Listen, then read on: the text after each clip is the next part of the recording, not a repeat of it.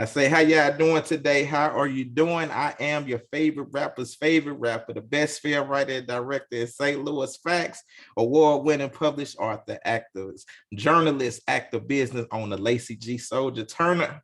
And today, my special guest, we have multiple award-winning film festival producer, executive producer, director, actress, television and radio host. She holds the titles of judge and screener for the Burbank International Film Festival and the Show Low Film Festival. We got the wonderful, amazing, talented, phenomenal Priscilla Leona. Welcome to the platform.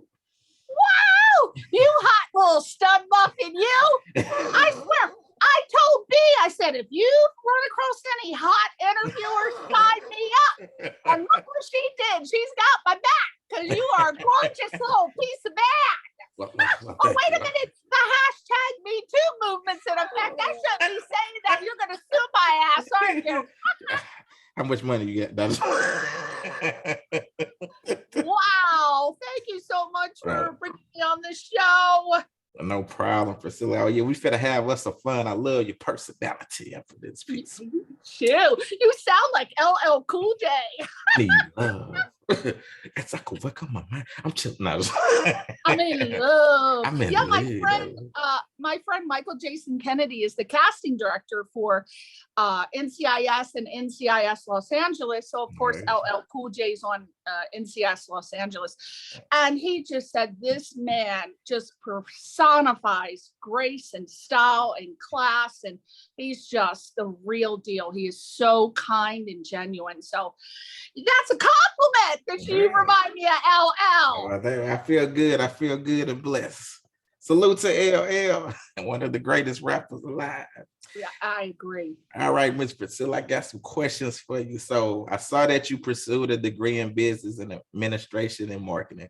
So after you graduated, what made you want to pursue a career as a producer in film, television, and radio? Wow. Oh my gosh. Well, so I was working in theater and I did, when you work in community theater, you do lots of stuff. You can be the actor, you can be the stage manager. So the first time I decided to get involved in entertainment, I walked around the block like 10 times because I was going to audition for a play called The Heiress. So I went in and then I said, oh, you know what? I'm too scared. I'm not going to do it. But the director had already seen me. So he said, well, just try anyway. Well, you know how that went. But anyway, I said, anything I can do to help. Lo and behold, I'm in New York. I get a call and the stage manager says, oh, by the way, I need to hire you. Would you be interested in being the stage manager, assistant stage manager? Because I can't do it. I'm like, yes. I get there. I find out, Lacey, I'm like so excited. You know what my damn tasks were? It turns out that the replacement stage manager had narcolepsy. That is when you fall asleep, you're sitting there and you just conk out. So it turns out she has narcolepsy and my sole damn job was to hold her if she fell to be right there with tape and to tape her. So I had to follow her around with a chair just in case she like passed out and scooted under her and tape. I was like, damn, is this what it's all about? And then I worked in theater, loved it. I'm like, oh, I can't see myself doing anything else. But then I met Dudley Moore. Now, you're too young to know who this is, but Dudley Moore was a huge, huge celebrity in the 80s. There was a movie called Arthur. Anyone who knows Arthur knows Dudley Moore. And I met him and I said, I'm thinking about maybe going to LA, but I don't know anyone. I've never been there, but I want to pursue a career in film, television, and radio. He was drunk as a skunk, God bless him, like he always is. And he said, well, you know what? I own a restaurant in Venice Beach called 72 Marketplace. If you come, you will have free ribeye steak and Dom Perignon forever. Now, Lacey, you can tell I'm a great lover of the fork and spoon, right? So I'm like, oh, hell yeah, go west.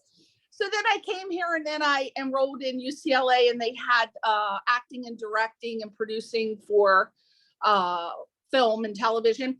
And I finished that program, and then I got a day job. Like, I'm here, I'm on the road. Yeah. I was working, in the media buying industry, and then I would do like some side projects. And then finally I said, you know what, I'm going out and I'm going to just try it. So then I just got involved in being a production assistant on what typical route. You just get a job being a production assistant, and then you just learn how to do it. So, in 2003, I got a job as a producer for Time Warner Cable. So I was producing a television show. And then that was for 6 years. And then I said, I want to do radio. I want to move as little as possible. I can't be dragging this big ass around. It's just, I get winded. I feel like I'm going to pass out. I need something where I can sit my fat ass down and just talk. The two things I love to do, talk and sit. So I said, what? So then I said, I'm going to create my own radio show. And I created Question Reality Radio Show in 2008. I've been at LA Talk Radio ever since. And I've had the opportunity to interview Emmy winners and Grammy winners and Tony Award winners and reality TV stars. And just really, Lacey, all types of working professionals. So they can come on and promote their stuff, but the trade-off is that they have to give tips, advice, and career information on how and what it takes to make it in the biz. Right. Okay. So I want to go back to something you did say. So you took acting, producing, and directing classes. Yeah. So at UCLA. So for anyone who hasn't done any of that, could you describe that experience? Because I did that in school too, and I learned a lot. So could you describe that for me? Well, I think, Lacey, as you know, it's clearly an experience for everyone. Mm-hmm. But because people don't always take the route of taking the classics, but with my personality, I have to learn the blueprint. I have to learn the plans. I have to know how you get started from beginning. I'm an ABC 1, 2, 3 kind of person. Yes. But it's not for everyone. You don't have to go to film school to become a producer or director. There's many different ways to do it, except the casting couch, what I do not recommend. But you just learn the foundation, you learn the technical terms. But what I did learn was that I had originally, Lacey, wanted to be a director, a film director. Oh my gosh. Now, see, I learned I did not want to be a film director. I love being a film director. I can't do it, Lacey. I can't. It's like, oh my God. First of all, in the class, now that doesn't mean that that's not how it always is, but in the classes, it's mandatory that you learn the parts. Back then, you had to learn the parts of the camera. You had to learn, well, of course you have to learn it. How the hell are you going to tell somebody to do their job if you don't know the parts of the camera and you're asking someone to do the impossible? So I learned that. So a lot of times when you go to school, you learn what you don't want to do as much as you learn what you do want to do. And I learned I didn't want to be a director, even though I'm actually, Lacey, I can direct me some music videos. Because the DP takes care of it. So I learned, hey, you don't have to know all the parts of the camera. Get a great DP and they're going to take care of it. So what you do learn is that you should always learn what other people do so that you can focus on what you do best. If you're a storyteller, you're going to be able to tell the story. They'll be able to bring about what needs to happen and how based on what your vision is. So you just have to hire good people if you want to do great things. It's funny. So I learned that my strength is in producing because I'm extremely organized. I'm detail oriented. I love to micromanage. My husband says, I can't work with you. You micromanage. Why do you have to think about the minutia? I'm like, I can't help it. I have to know how it works. But I found out that what I love to do is organize, plan. I'm really good I love people, so I get along with anyone. I have lots of celebrity friends and I've had them for decades. And the reason that I do is I learned very early the things not to do when you meet a celebrity. You do not, this is a little tip, you do not ask them to take a picture with you. You do not ask them for their autograph. And you do not ever, ever tell any of their personal, private business or anything you overhear. Most people have no idea who my friends are, who are celebrities, and I keep it that way. And that's how I keep them as friends. All right, so I gotta keep So you go Priscilla. on the set, don't do it. I gotta keep Priscilla as a friend, so I'm not gonna tell you all the secrets that she told me before we got on. Oh, I tell you, I haven't had any secrets in a while. That's what I used to live. No, with the pandemic, you can't get it. You couldn't get anything. So it's Priscilla. So I saw that you work with many celebrities. Like you said, you have a lot of celebrity friends. So I want to talk about two of them. What was it like working with Danny DeVito and Bill Duke? And who? Bill Duke. Bill Duke. Bill! I love him. I worked with him on ER. Oh, he was fantastic. He's this really tall, like he has such magnetism coming from it, but he has this omnipresence. So when I worked with him on the show ER, it was in the early 2000s, and he was magnificent, wonderful. What I loved about him was that he talked to all the cast and crew. Sometimes when you work on television shows or films, even theater, you will find producers and directors that don't even look at you. They don't look at you. They don't talk to you. They don't acknowledge you. They just let the second assistant director or the third, somebody else to deal with you. But what was great about Bill was that he talked to everyone on the ER crew. He talked to all of us. And I was just starting out then, so I just had a small bit part. Remember Blair Underwood? Oh, yeah, of course. Okay. Yes. So yeah, Blair. So he was the star. So I had like a small, tiny scene with him.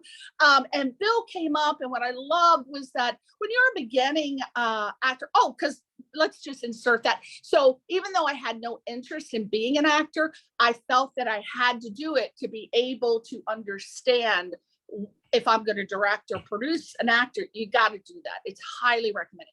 So anyway, Bill would come up, Lacey, and he put his hand on my shoulder and he said, "Great job, Priscilla, really great job." And you know what? He went and told all the other, was that a Me Too movement? All the extras, all the special, the small part people. And he did that. And he was a wonderful man. Love him. And who else? Danny DeVito. Yeah, I worked with hold on. When Bill Duke touched your shoulder, was it a Me Too moment? No, I wish. Me being the pervert that I am, I was trying to get a feel Lacey, but I just couldn't get over there to get it. Actually, I was too scared. I'm like, I better not accidentally touch his butt. No. But nah, you go ahead and talk Danny DeVito. Yeah, Danny. Oh, Danny DeVito. Oh, he's lovely. I work with him on It's Always Sunny in Philadelphia, and I don't know if Fred Savage, remember the little boy from the Wonder Years? Mm-hmm, yep. Okay, so Fred Savage, who now is embroiled in the hashtag Me Too movement, which I don't believe at all, because this man was wonderful. And I was hot back then, Lacey, so if anybody was going to be touching my nuggets, it was Fred. But no, he was. Hold on, Priscilla, you hot, right? You still hot right now? What you talking Thank you, Lord. At this point, but yeah, Fred Savage was a total professional. I didn't see him do anything. He was a lovely man, professional. He didn't even, there were a lot of attractive women that were there, and he didn't, focus. So I didn't see any groping going on, but who knows? I don't think Fred is like that. But Danny DeVito was wonderful. He kept the set very energetic. He was always telling jokes. He was always saying, "Hey, how you doing over there?" to the little actor in the background. Oh, he is very inclusive of everyone on the set. And see, that, if you notice, those are the people, and this is a tip, this is how you are going to be recognized in the business as someone who is appreciated by other actors, who are going to be supportive of you and work with you. Because if you treat people like you are on their level, even though Danny DeVito is like a huge celebrity, and Bill Duke too, they talked to everyone, and they made us feel like we were actually, which we were, contributors. Now, I had a small speaking part, and I can't tell you what happened, because again, that falls in the category of secret stuff that you can't talk about. But there was a situation that happened between me and Danny where I accidentally did something to him, and the whole set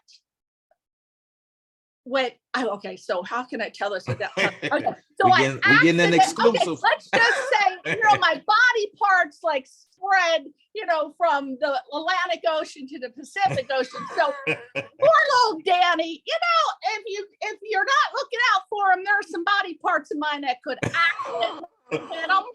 And there was a situation, but you know what?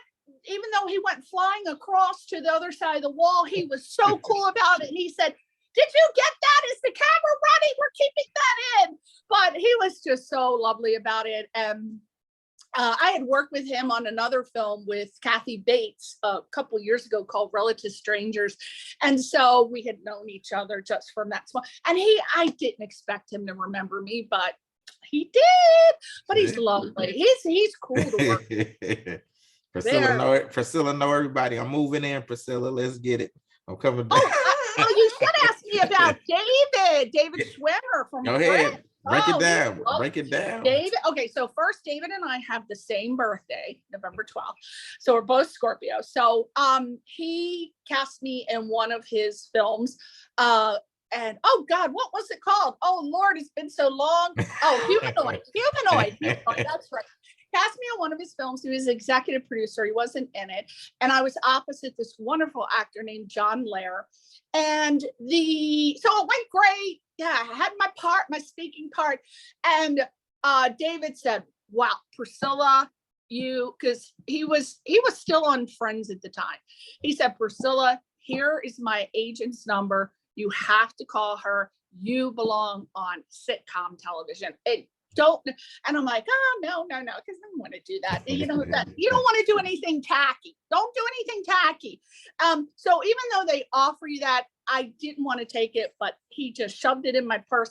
So at the after party, oh my God, when do you hear this? Okay, so the after party for the movie, we got celebrities wall to wall. There's Eric Stoltz, who he ended up directing me in Glee. Years later, he specifically asked for me because it was a part where it needed to be a sexy, rotund person such as myself.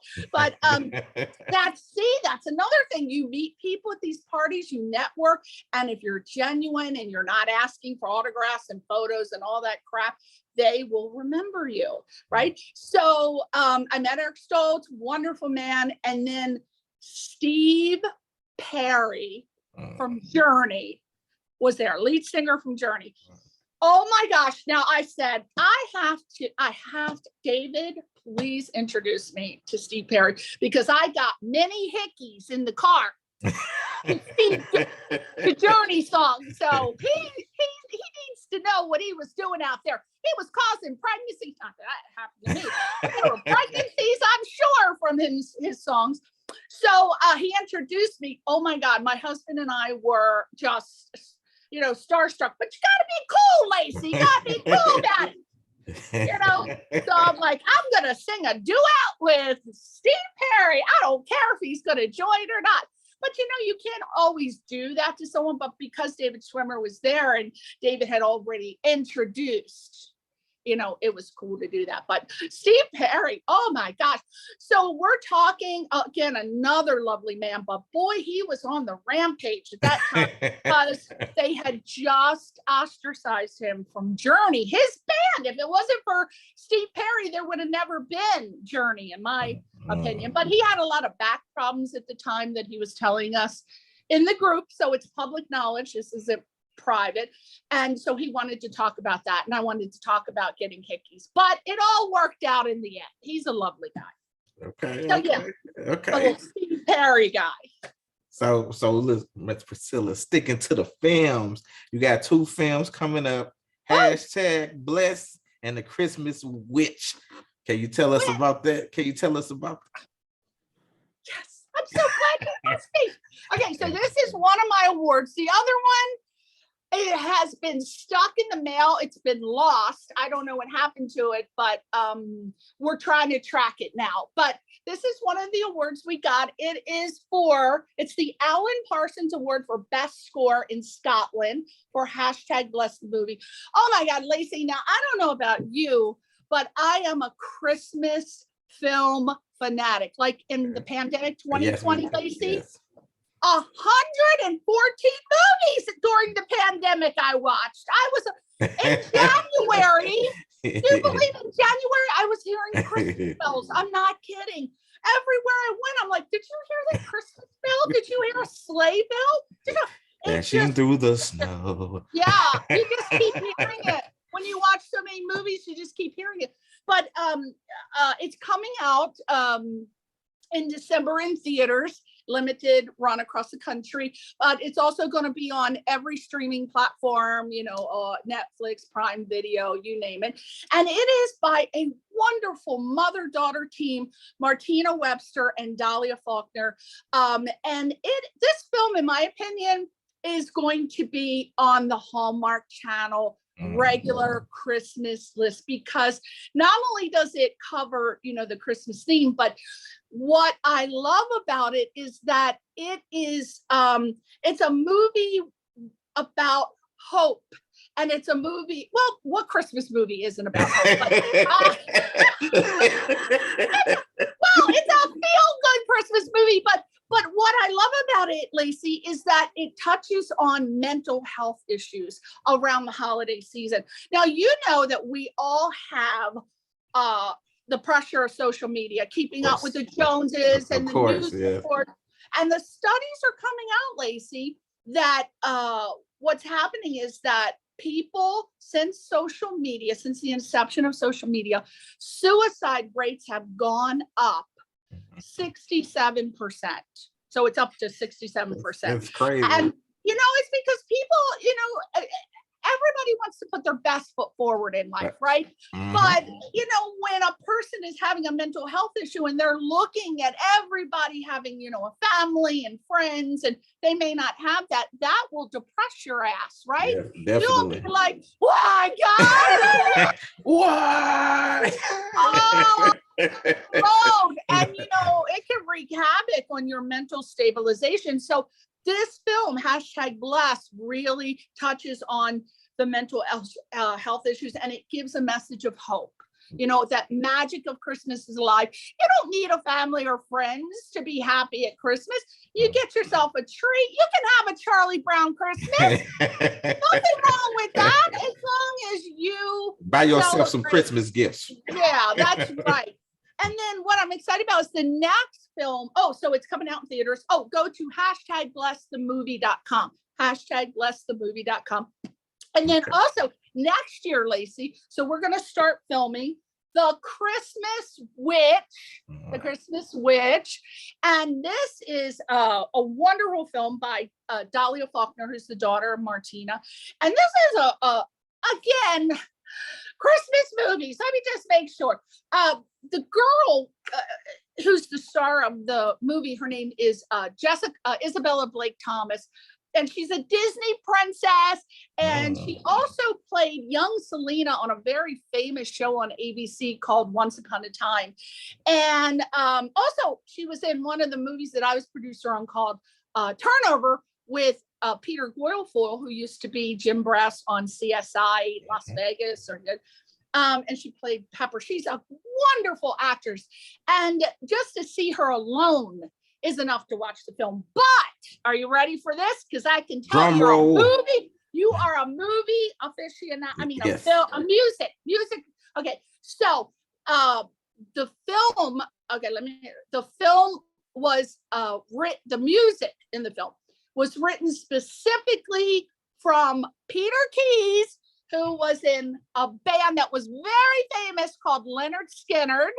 right? Mhm. Big, huge, mega band in the 70s.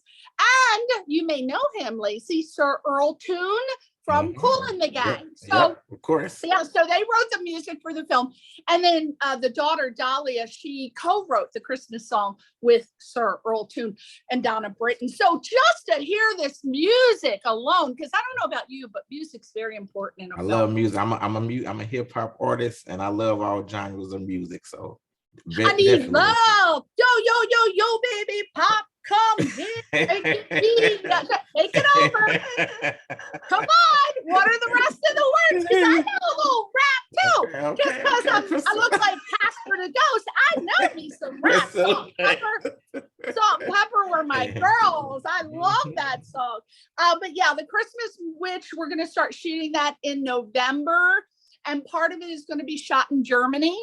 Okay. So, and this has a message too. What I love about Martina and Dahlia is that every one of their Christmas movies has a message, a personal message about the human condition. So this particular one, it deals with magic and nature and of course the everlasting battle between good and evil. But here's what I love about it. It deals with bullying, which is huge in this country right now. It deals with bullying and coming of age. So again, if you're into social issues, you want to always watch the movies of Martina and Dahlia because that's what they focus on. And wrapping in a Christmas bell. There you go. There you go. Hey, y'all heard that? She dropping them jewels on ya. So, Miss Priscilla. So you and I, but seriously, Lacey, you got to get the words. We're going to, if I ever see you again, or we ever do another show, because I want to have you on my radio show, yes, but I am expecting you and I to do the Salt and Pepper song. Yo, yo, yo, baby. You know which one I'm talking, right? Yeah. Right? Yes, I do. I don't know. All right. So yeah, I need you to lock listen, those Miss words Priscilla. down. Listen, I'm going to be out there next month. We're going to do it. Let's get it cracking. So my birthday is November 12th. I'm having a huge 1920s theme party. When are you coming out? I'm gonna be out there the 15th through the 20th. You better come. What are you doing out here? What are you coming so out? I got one of my songs got nominated for the Hollywood Music and the Media Award. So I'm going out there for that. Yeah! Thank you. Are you gonna have time? Because you'll be hobnobbing it. I'm gonna make time for you, Priscilla. That's right. We gotta go we're gonna go on a ribeye steak boat. You got my word. You got my word. Priscilla. All right. Make sure you get my digits from me. I got you. We can do it. I will. Please say you'll come on my radio show. Do you have time next year? I will be. I will be honored. Okay. Yeah, we're always booked 6 months in advance, but right now we're booking for January. So let me get a little plug in. If you want to be considered, you work in the entertainment industry, you want to be considered to be a guest on my show, go to questionrealityradioshow.com and hit the contact button, and you are on your way. See, email so what you doing, Priscilla? That's great. That leads me to my next question. Could you stress and let everybody know the importance of branding? Oh, that is my favorite thing to talk about. You know, Lacey, it is, there's so much, as with any career, there's so much to learn. And if you just throw yourself in it with not knowing very basic things, you're just going to get so confused, and then you're going to start down the wrong path, and then you're going to go, oh, it's too late. I've already done it. But when you start in anything, you are an entrepreneur. If you are pursuing career as an actor, you're an entrepreneur, a singer, a dancer, a model, musician. You know, you are an entrepreneur. You got to make sure you're taking care of your accounting, you know, your marketing, your networking. So you might get to the point where someone else can do it for you. Hopefully you do. But if you set the groundwork, then you will get to the point where other people can do it for you. But you should always know how to do it yourself. And one of the basic things you start out with is branding, because who the hell is going to find you if you have Facebook? Oh, it's Kitty Witty, you know, and then on Instagram, it's Kitty Witty Little Bitty. And then you have another name on this one. Kitty Witty Little Bitty Itty Itty. It's Kitty Weeny, yellow polka dot bikini. You cannot do this. Yes, Right. it's cute when you're 5 or 10 years old or 12 or maybe even a teen. But if you're starting out in a career, please make sure that people can find you on Google. We don't go to parties, networking parties now, and hand out, cards and headshots and resumes anymore. Every person that finds you on Google, or they'll go to your Facebook page. But if you're at a party, for example, and they liked you, a casting director sees you and they're like, you know what? I got a project. Who was that girl or who was that guy? And they remember your name.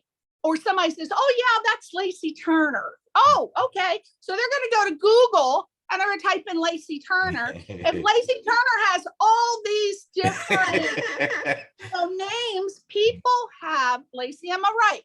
People have a 5-second attention span. They are not going to do a deep dive, Sam Spade investigation to try to find you. They'll say, you know what? And they'll move on and cast someone else. So branding is so important when you start. You should always, in my personal opinion, and this is from casting directors and people who are Emmy, Tony, Grammy Award winners, they say, try to always brand your name. Always at Lacey Turner, right? Yes, keep it consistent. Facebook. You see this right here? That's my production company right here on my hat. Yeah, you got it going. But always start with your name if you're like an actor or you're a singer. If you want to do something, if you have a product to sell and it's a water bottle. Okay, so at water bottle, but then you do your name at Lacey Turner at water bottle, and you just keep it. And even with your website address, but please don't try to get cute and have all these ridiculous itty witty handles. I mean, it's not going to do you any good. You're going to lose so many followers and a friend. How we all need a finger and a thumb, Lacey, now. Of course, everybody needs a finger. You need a thumb these days. But, you're going to lose a lot of followers because people can't find you. And then some people who are professionals in the business, any business really, but in the entertainment business, they don't like that cute stuff. They really don't. They think it's unprofessional. So that's what my little branding tip is. That's my do. Okay, so we got your brand tip. Let's talk about your pet peeve. One of your pet peeve is filmmakers not marketing or distributing their projects. Can you talk about that? Elaborate for us, Priscilla. Lacey, being in this business, how many times have you personally been involved or known somebody that's come to you and complained? Okay, so when you're an actor, for example, and you come out here from bumfuck Egypt or, like Cornfield, Iowa, right? You come out here and you got stars in your eyes and you're so excited. And somebody says, hey, do you want to work on my student film? Or, hey, they're telling you about a project. You're so excited and you'll do it, right? Because you may not have taken time to do your research. You may not know what the steps are, but you will become involved in a film project. You will work hours, because when you work on film and television, you usually will work about 16-17 hours, right? Usually when you work on these student films or you work on short films or independent films, they put you under what's called deferred payment.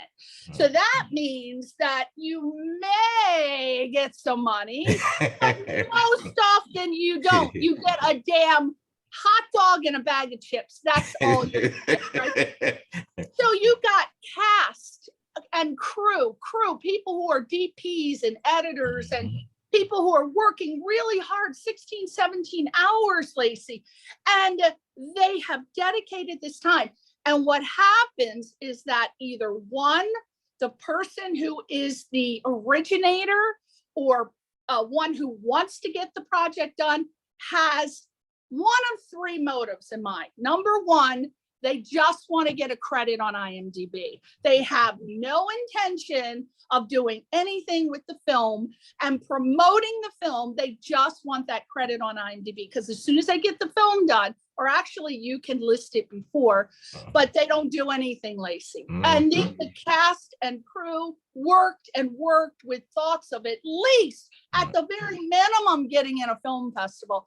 But no, they just want the credit on IMDb. Then you have the other type of person who hires people for projects, who they're like, okay, I want to get my credit. I'll give everybody credit. I'm going to try to reach out to some film festivals and get us in, but the project isn't good enough because it just wasn't, for whatever reason. It can be many different reasons. And they may enter in 1 or 2 film festivals, but they never do anything. They drop the project and they go on to something else. Then you got the third person, and this is the person that you need to strive for. No, Lacey, seriously. I know. Before you commit to any project, you look up the people on imdb.com because that's what it's there for. Yes. Look them up.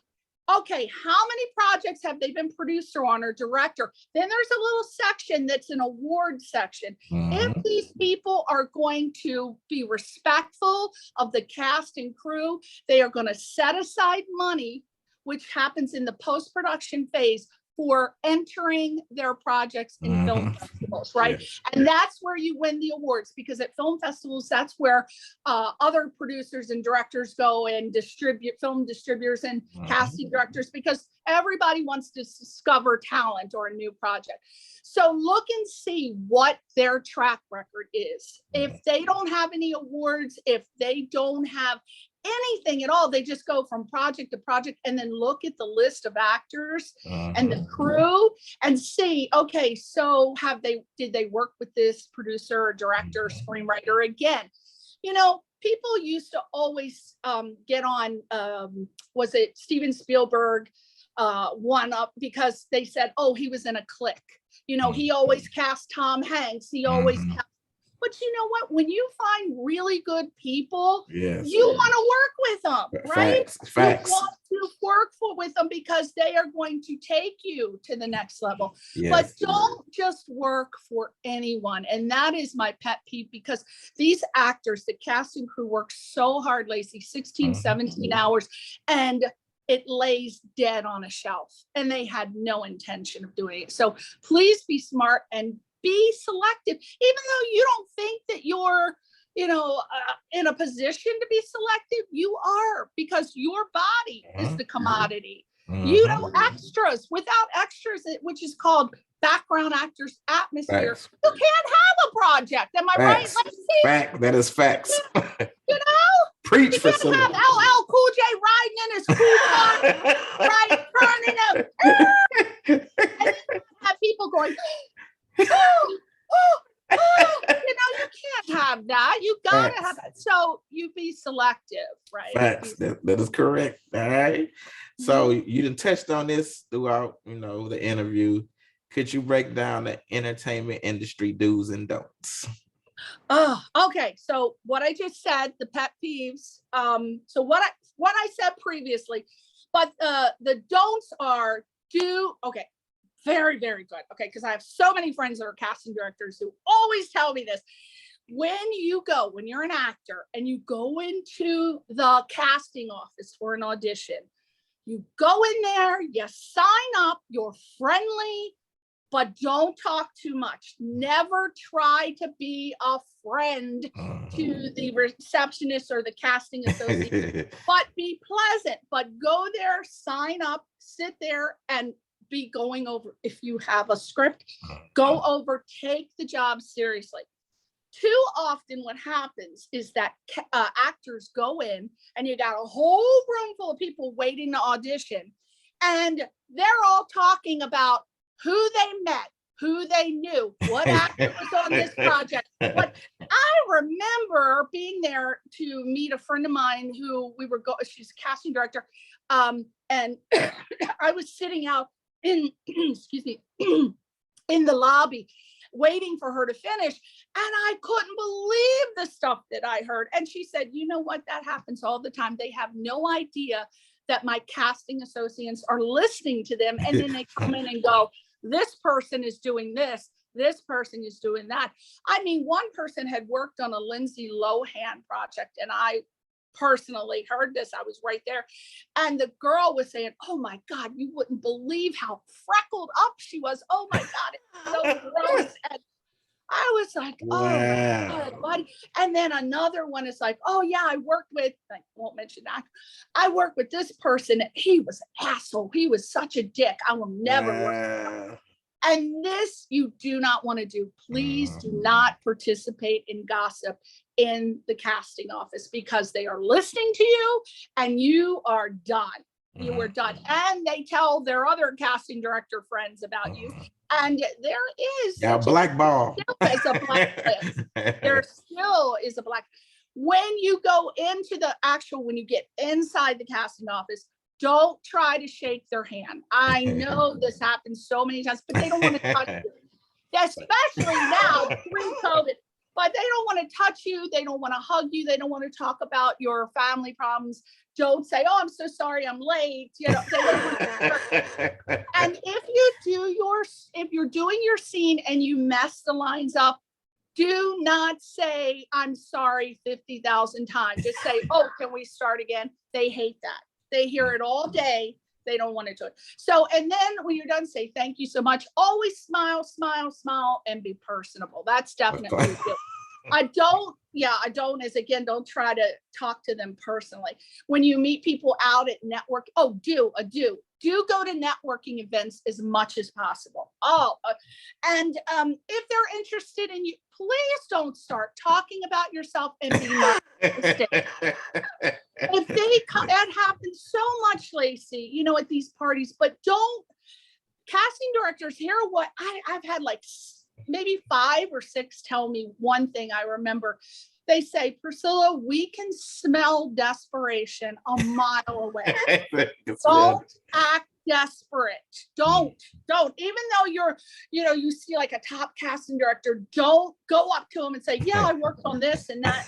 The best way I would recommend, you can just, stand next to them. Maybe, if they notice you or smile at you, great, but please don't engage it, right? Yes. Yeah. And always be on time. These are common sense things, but you'd be shocked, Lacey, at how many actors don't show up. Always show up, always be personal. And if you're being directed in a scene, please don't give a director notes. You would not. Lacey, how many times have you heard oh my God, yes, actors and background actors saying, "Well, I don't know. Does that really feel like the character? I don't feel like I would do that." I don't give a damn how you feel. Break your ass over there and sit down. Next. That's what happen. You will be gone by lunchtime. Oh my God. Yes, Priscilla. Okay. So, Miss Priscilla, while you've been on this long journey, what would you say has been your greatest challenge in the industry? Oh, this is gonna be bad. Okay. So I'm from the East Coast, right? And people from the East Coast, now this is in general, this is not every single person, but in general, people from the East Coast are very high energy. We talk fast, we think fast, we like to get it done. We don't want to be. So when I moved out here, people in California, oh, God bless them, they are so mellow out here, to the point where they like stare at you, and I was thinking, oh my God, are you dead? Why? What's happening? It wasn't natural for me, right? So I had a really hard time adjusting to the mellow personalities. And then also, people in the entertainment industry don't always tell you what they really feel or think about you. If you work on a project, "Oh my God, it was so great. Oh, it was so great. Oh, I loved it." They don't love your shit. And then later they are talking about you behind your back and stabbing. They don't love you. So what I learned, and I have a hard time with, is actually, because Lacey, people ask you to tell them the truth, but they don't want to hear the truth if it's not what they want to hear, right? Exactly. Well, if you ask me to tell you the truth, I'm going to tell you the truth. I'm going to tell you if I like it, if I don't like it. And that's not always how. Priscilla, what do you think of my smile? Love it. I be loving your smile, honey. Woo! but yeah, you got to be very careful. You got to try really hard to censor yourself, but you don't want to be a lackey, or you don't want to be a person who just says what people want to hear. I have a hard time doing that. I can't, if I don't like something, here's what I learned, what I say. And I think everybody knows this, but you go, huh, that was really interesting. It's safe. And then I always try to find the very, very best things to say. There's got to be one thing to say. Even if you go to the theater, you can say, oh my God, the set was really great. And you got to try to navigate away, because you don't want to ever, ever lie to anyone, ever. That's just how I am. I can't do it. Okay. Very, very hard to not to censor myself. Okay. So, Priscilla, what would you say has been your greatest accomplishment? Oh, my husband. That's right. That's a good answer. But I say, oh gosh, that's a good question. I've never been asked that. Oh, I don't like to brag about myself. Right. Go ahead and brag. You got the right to brag. You got the right to brag. Go ahead and brag. I guess doing my accomplishment, I think, is when I said I was going to do something, and I grew up in an environment where people were not in the entertainment industry, and they thought they still think they're a bunch of hippies and low lives. They would say, why? And I said, well, you know what? I find interest in it. I'm going to do it. I'm going to be a producer. I'm going to do radio. And I would have a whole laundry list. And I guess I did what I said I was going to do. And that is my accomplishment, because anytime you say that you're going to do something and you do it, it doesn't matter if, you say, oh, I want to be a director, and you never win any kind of award. If you directed one thing, you said you were going to do it, and you did it. So everything I said I was going to do, I did. But you know that old saying, be careful what you wish for. When you are wishing, please be specific. Because if you're not, and you say, I want to be a producer, you can end up producing, a dog food commercial.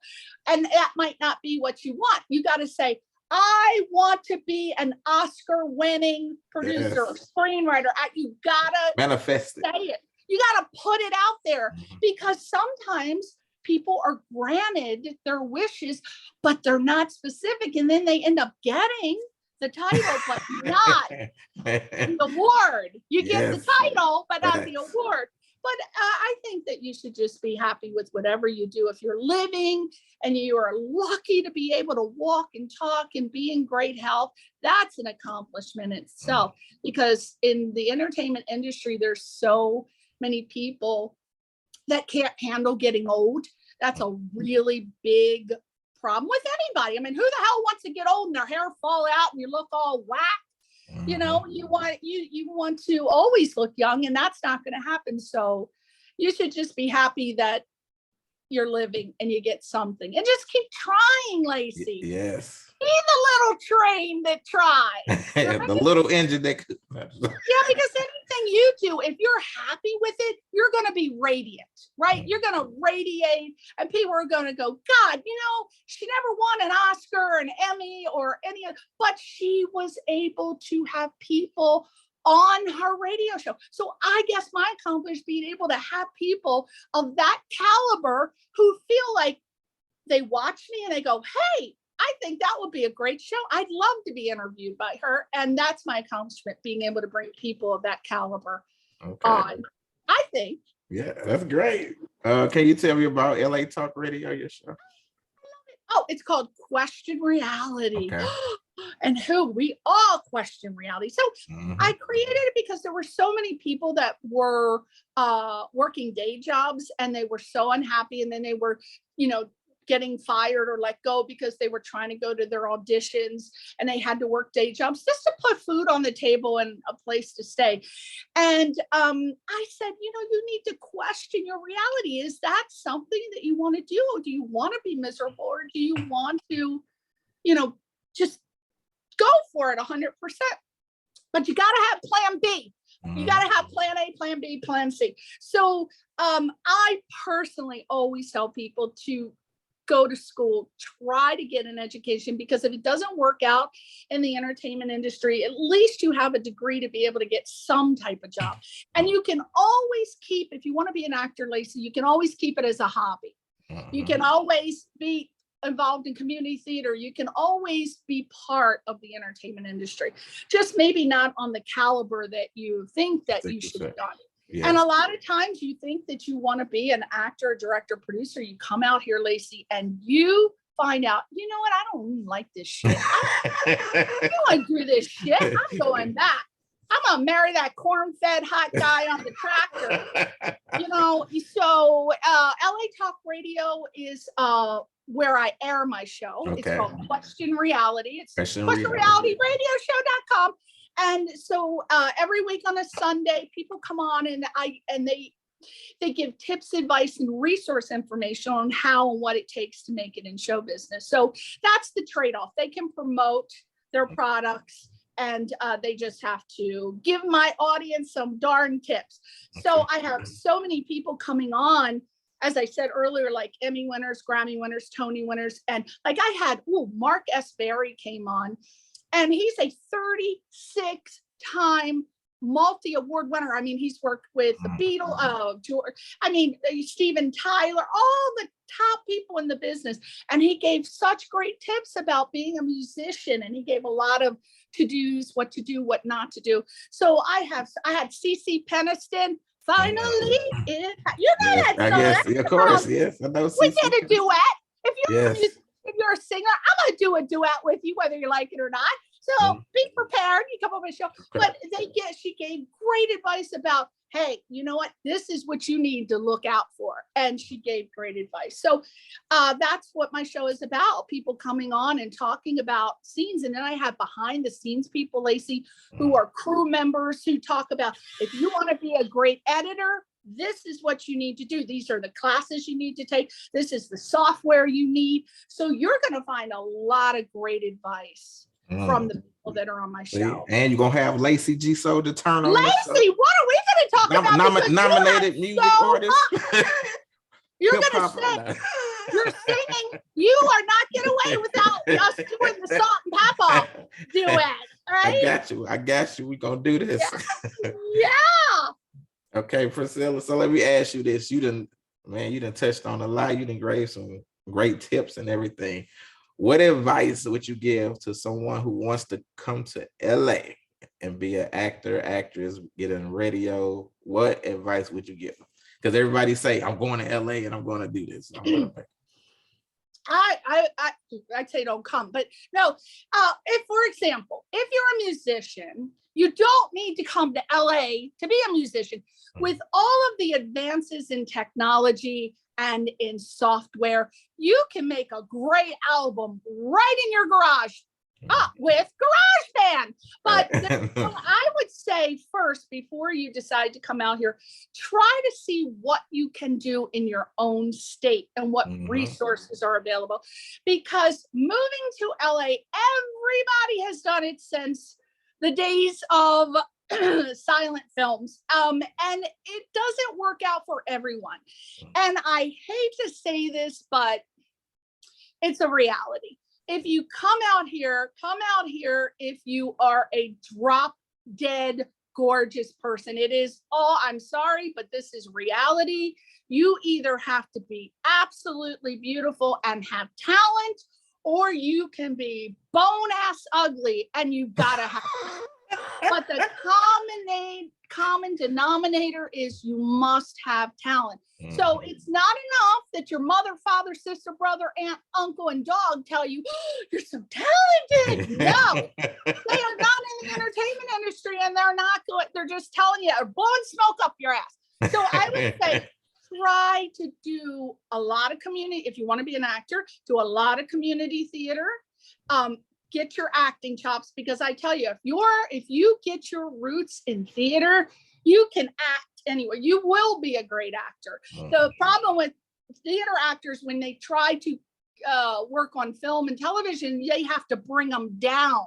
But it's easier to bring somebody down tend to try to be so low key and mellow and they can't project.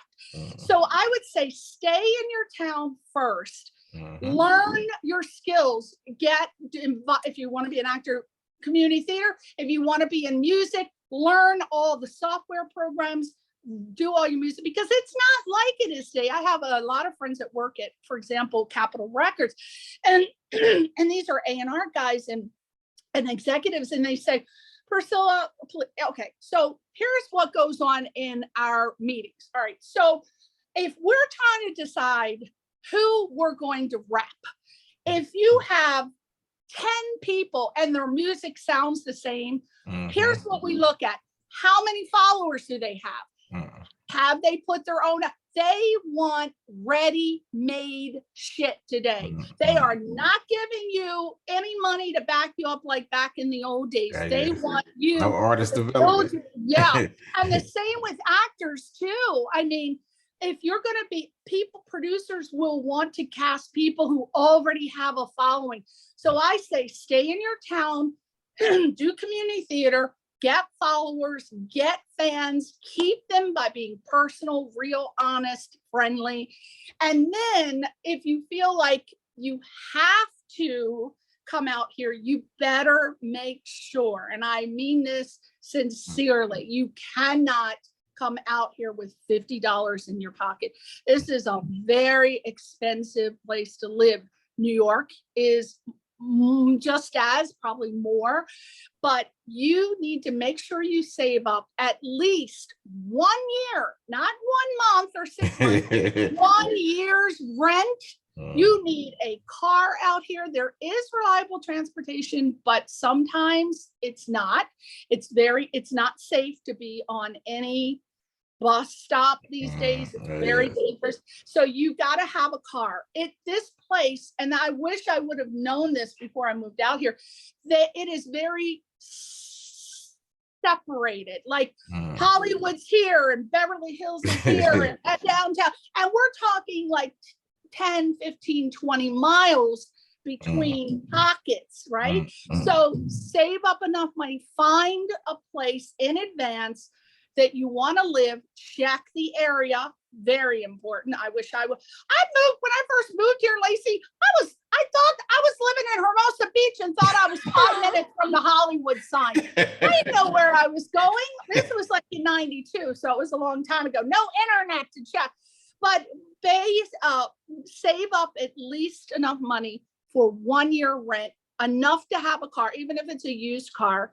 You can get around now better with Uber, but it can get expensive, and utilities and food. And these are things that you don't even think about because you go, I want to move to LA and I'm going to get discovered the first day. Exactly. And I'm going to start. It is not going to work out for you. The only people that works out for is, again, these beautiful people who come, they can walk into a casting office and they are usually sent out on a job that day, but that may not happen for you. So it's better to be prepared, Lacey.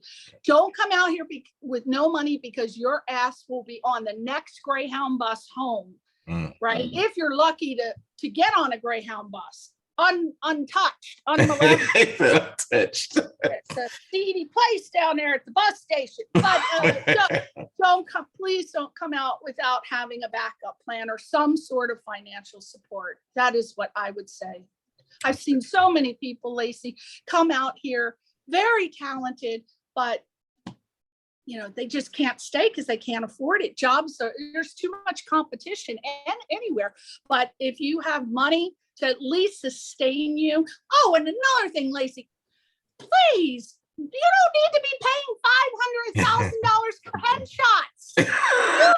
These phones are good enough for you to take your own picture. Yes, right? facts, yes. And then you definitely, if you're going to come out here, take your own picture. They don't care, but they don't care to a certain point. But casting people, they know who they want to cast, so it doesn't matter if they see you. But just make sure it looks real. I have this one friend, she's still using pictures from 1974.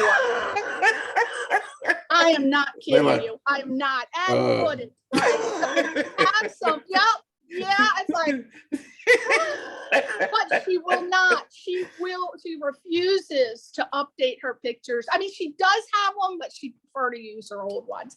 But she's an example of what not to do. You definitely she will go in and start talking about when she was in Saturday Night Fever as an extra, and that's falls into my don't start talking about it. But please make sure that you have enough money to survive at least 1 year. That is so important. Please don't disregard what I'm telling you, because I want to be positive, but I want to be real. I'm more realistic, Lacey, than I am positive. I love that. We need that. People need that. So let the people know where they can find you at, Priscilla. Okay, so we have questionrealityradioshow.com, or you can go to latalkradio.com and then look for my name, Priscilla Leona, because I branded it, right? And that's where you can also find all of my film credits on imdb.com under Priscilla Leona Horn. I'm Priscilla Leona. Leona's my middle name, like Mary Sue or Betty Joe, or so everybody's always just called me Priscilla Leona. So that's what I branded myself as. Now, do you just go as Lacey or Lacey T or Lacey Turner? Lacey G Soldier. See that? You got your brand right there. Yeah. But yeah, so questionrealityradioshow.com, latalkradio.com, and look for my name or Question Reality. And you can find all of my shows on the archive page at latalkradio.com from 2008 until now. And the way I have it is I have the guest name and I have their title. So if you're interested in being a script supervisor, you'll see that. And then you can just listen to the interview. Okay. So do you have anything else other than the films coming up or that you're working on? Oh, well, just that. Oh, what do I have? Oh, well, I can't say with that one. A lot of times you'll have people come on and they can't talk about projects because they don't have the funding locked in. So I have something I've been asked to be a producer on, which I'll be able to talk about as soon as they get funding for it. I just had a meeting. You know what I mean? And I have the Christmas Witch, and I'm going to be shooting a music video for a lady who has a well, I'll be shooting video, but that's unimportant. Most important is the movie that's coming out in December, which is hashtag bless the movie.com, and then the Christmas Witch, and that's it. It's funny you said that today. Someone wanted me to be attached to one of their projects, and before we did the meeting, they made me sign an NDA. So they was like, we don't have the funding yet. So I was like, okay. Yeah, you can talk about the projects. When you're well, no, that's another subject, but but I hope you had your legal team look over. Yes. Oh, and do you have a team? Oh, that's so important to have a team. I definitely got a team. I got my team, I got my manager, my publicist, I got everything down. Attorneys and all. Yeah, when you get to the level like you are, then you'll be able to have a team and afford a team. But when you're starting out, your team has to be your mama and your papa and your sister and your brother, because they have your best interest, right? Mm-hmm. And there's nothing wrong with that. But very important, I'm going to end with this, Lacey. If you are an artist, and we'll say artist encompasses actor, singer, dancer, you have to, in this day and age, you have to promote and network yourself. And a lot of times I run into the artists and we're talking and they don't want to do that, Lacey. They just want to focus on the craft. That's what they say. I want to focus on the craft. Now you got to learn the business. They don't want to deal with the business. The craft is just 15% of it. Yes, it's true. And a lot of people don't understand that. They don't want to do it. But you will remain unknown in your bathroom in the basement if you do not focus on building your following, because that's the way the world is now, Lacey. Right? Yeah. That's what it's all about. You have to have followers and likes, and it's sad, but you got Got to build your fan base, because that's how you get chosen. That's how your projects will end up getting distribution. How many people, how many followers do you have as a screenwriter, producer, director? You got to bring your own crew. Facts. Hey, look, Priscilla, tell her the truth. Yeah. So, Priscilla, my last question that I like to ask all my guests: when it is all said and done, and you are long gone from this earth, what is it that you want the people to know about Priscilla Leona? Oh, well, wow. I was thinking about that because I've been working on my headstone for many years now. I wanted to say just the right thing, because I don't know, I'm a weirdo, but when I was young, I would love to visit graveyards and read what they had on the gravestone. And I thought, oh, that's creative. Oh, that's not good. I came up with one line. I don't know if I'm going to put it on my stone. I don't have a problem talking about dying. I believe in it's life. It's life. Yeah, it's part of life. If you think you're not going to die, then you need some meds. It's just going to happen. But I thought, here's what I'm going to have. Don't give up your daydream. And what I mean by that is people have dreams. And when they're sitting at their 9-to-5 job, they're daydreaming. Oh, I'm going to be a star and I'm going to walk down the red carpet. Don't give up your daydream. And I think that might be what I'm going to put, because my message to everyone is to just and you've heard this a million times, but it's true, half of getting things done is showing up. You may not feel like you want to do something, but if you show up, all of a sudden you get that dopamine drip. You get that, you know what, I got to get it done.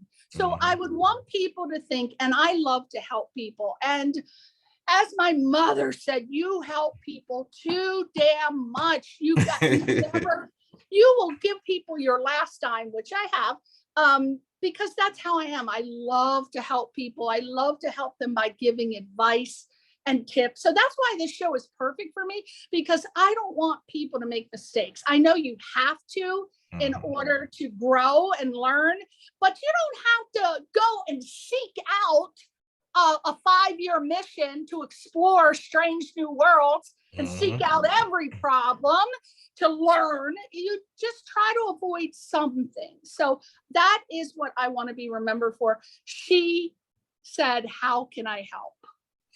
I love it. Oh man. So Priscilla, I want to thank you. You dropped a lot of nuggets, gave some great advice, especially being in the industry that a lot of people need to hear. And I wanted to ask you, may I send you some of my films and music so you can check it out and give me your opinion. So if you say it's interesting, now I'm just playing. I really would love your honest feedback, Yes. So I want to say that would be such an honor to do that, because I can tell, that just like, and I'm going to just throw this out there, casting directors, producers, directors who've been in the business a long time, they know when you watch a demo reel, they know within 5 seconds. That's what they say. If you're talented, you do not. And it's another thing I tell actors, please don't be putting a 10, 15, 30 demo reel. 30 seconds of your footage for comedy and drama, but right away if somebody's talented. You can sometimes not even seeing their footage. When you meet them, like I'm meeting you, you know that they have the essence, they have the platform, they have talent and skills that they don't even need to show, but you can see it because you've seen it for so many years. And I see that in you. I've never heard you sing, dance. I don't know what the hell you do, because I'm meeting you for the first time today. But I can tell by just talking to you. You have a beautiful smile. You have a great personality. And whether this is your social mask or not. This is me 24/7. This is me 24/7. So a lot of times, believe it or not, people have social masks and they're very good. And you should always have your social mask on. But I can tell that it's imprinted on your soul. Yes. I can just tell. I like to be me. I like to show the kids, because I used to tutor and mentor, that you can look like me, be yourself, and still be successful in this business. So, Of course. so that's why I try to show people, be you. You know Yeah, what I'm saying? I always, because if you try to be fake, people who are in the industry will know that. You don't even need to be in the industry to know that. But if you're trying to be something you're not, you're not hiding it. You're not being slick. Mm-hmm. You're not a slick dick. People will know who you are. So just try to be yourself. They're either going to like you or not. Right, Lacey? Yes. And I talked to What's celebrity. that shirt you got on? What's that? This got Malcolm X, you know, Martin Luther King, a lot of the people who is that his? it's a lot, it's a lot of the people, Rosa Parks, a lot of the civil rights people.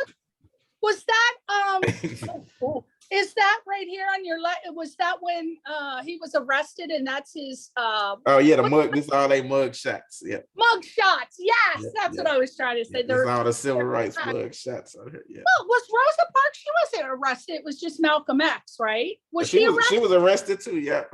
I didn't know that she was arrested. Yeah.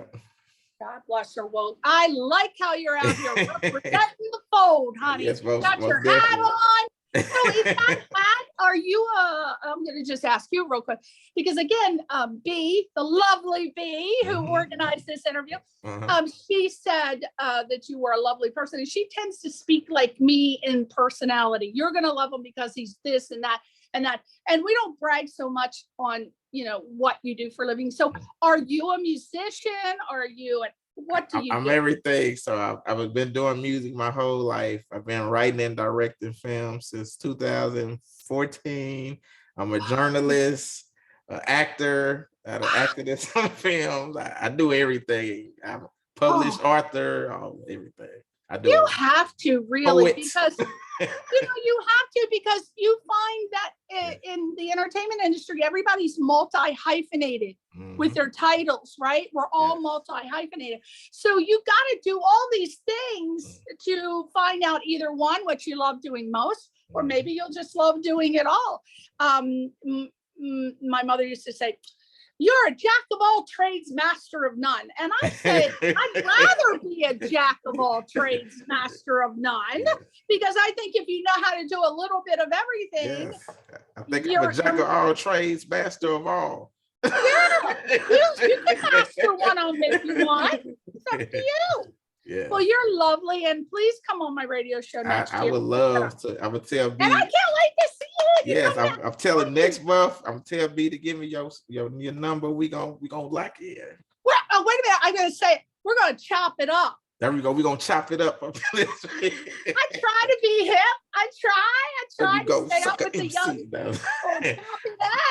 But I remember also I talked to I think Brent Harvey from Hollywood Music and the Media, and he told me, he was like, see, you did the right thing, because he said, don't just send your stuff to people, ask for permission for them to see it and then send it. He said, don't just send stuff because I'll just throw it away. That is such a great tip. Look at you dropping some knowledge. That is so true, because it's going to go right in the trash can. So many times, so many of my casting director friends say, do not send me unsolicited stuff. It used to be cool, but not anymore. We don't want to see it. So ask, can we? So that's perfect tip.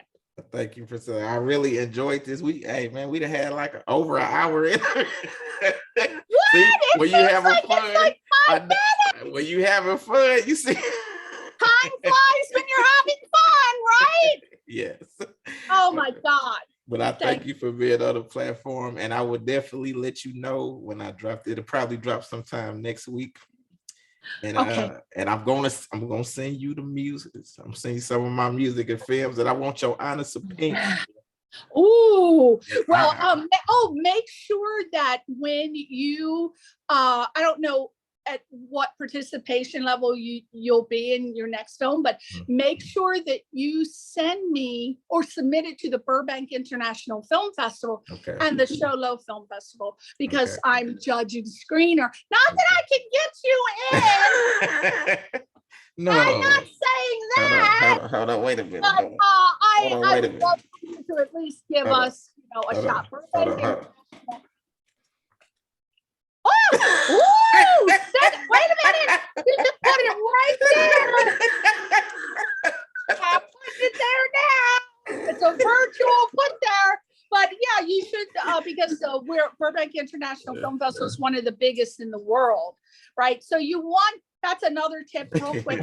Film festival people, I mean, once you get yourself, make sure you choose a film festival that fits your genre. There's a million and one film festivals out there, and they're expensive, Lacey. I know. I done submitted to them. I know. Yeah.